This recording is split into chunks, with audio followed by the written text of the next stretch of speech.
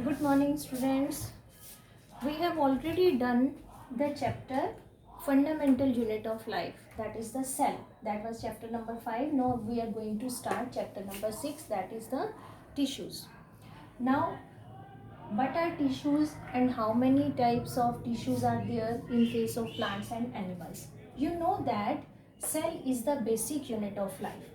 Cells, they together form tissue, and tissues they join together to form organ, and organs they work together to form the organ system, and with the help of the different organ system organism is formed. Okay, so cell is the basic unit of life. So without cell no life is possible. Now we are going to do what is the tissue. Tissue, group of cells having similar structure and work together to perform a particular function, that is called tissue. Okay, that is called tissue. In this case we can say that tissues, there are so many types of the tissues in animals and there are so many types of the tissues in the plants, and that the group of the cells that is having similar structure working together to perform a particular function, that is called a tissue. Now it means that plants and animals they are having different body structure and different functions, so they are having different tissues. What is difference between animal tissue and plant tissue? What is difference between animal tissue and plant tissue? Animal tissues are different from the plant tissues because animals can move from one place to another. Animals can move from one place to another, so their tissues are made up of live cells, living cells. Okay, and their tissues are made up of living cells, of living cells, because they can move from one place to another. And the what about the plant tissue? Plants are stationary. Plants are stationary, so they're mostly the tissues they are made up of, their tissues are made up of, their tissues are made up of dead cells. Mostly their tissues are made up of mostly dead cells. And in case of the plants, in case of the animals, if we say that animals they have uniform growth pattern, there is the growth pattern is uniform, growth pattern is uniform. But in case of plants it is not uniform. In case of plants it is not uniform. Okay, you can write here, in plants it is not uniform, right? So it means that animals and the plant tissues are different, and we are now going to study about the plant tissues. How many types of plant tissues are there, and what are their function, and which type of the cells are there in that plant tissues. Okay, now look here, plant tissue. You have to make this flow chart, and in this flow chart you can mention the function of this particular tissues, and this will be easy for you to recall that. There are the two types. We classify the plant tissues in the two main categories, that is meristematic and permanent tissue.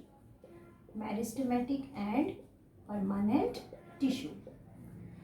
What is meristematic tissue called? It is called growing or dividing tissue. It is also called growing or dividing tissue. Why it is called growing tissue? Because it is responsible for the growth of the plant. And why it is called dividing tissue? Because cells divide, only then growth will be possible. So meristematic tissue is also called growing tissue or dividing tissue. According to the location of the meristematic tissue in the region where it is present, we classify them into the three categories, and these categories are apical meristematic tissue, lateral meristematic tissue, and intercalary meristematic tissue. Just look, that is apical, and then this is lateral, and one is the intercalary meristematic tissue. These names are given according to the location, according to the region where they are present. Okay. Now, what is the role of the apical meristematic tissue and where it is present? Apical meristematic tissue is present at root tip and shoot tip. Okay, I have drawn the diagram. Look here, this is apical meristematic tissue.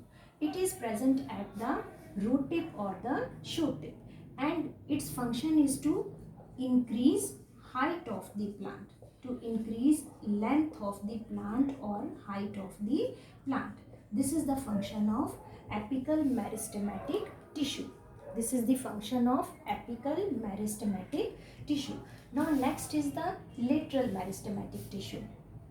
It is present in the cambium. In the cambium. Look here in the diagram. It is present in the cambium of the plant. Cambium means that is present in between, and that it is present in the cambium of plant and increases girth. Girth means breadth. Girth of plant. It increases girth of the plant. Means it increases girth means breadth of the plant. The plant is growing, then its length will also increase, its breadth will also increase. Now next is the intercalary meristematic tissue. It is present at nodes. It is present at nodes and it induces branching. It induces branching in plants, where from the parts from where the branches arises in the plants, at that part intercalary meristematic tissue is present. Okay, we have divided meristematic tissue into three categories: apical, lateral, intercalary. Apical is present at the root tip or the shoot tip, that increases the height. Lateral meristematic is present in the girth in the cambium and it increases the girth of the plant. And intercalary meristematic tissue is present at the nodes and it induces branching in the plants. Okay, this was about the meristematic tissue. And the cells of, because this is a tissue, this will be made up of the cells. The cells are having dense cytoplasm. The cells are having dense cytoplasm and the nucleus is very well developed. And this meristematic tissue, that is the dividing tissue, that is responsible for the growth of the plant. Okay, this was all about the meristematic tissue. In the next lecture, we will do about the permanent tissue. What are the permanent tissue and what are their types and what are the function they are performing. Okay, you have to draw this flow chart in your fair notebook and you have to draw this diagram also. Okay, and in the next lecture we will do about this permanent tissue. Okay, goodbye.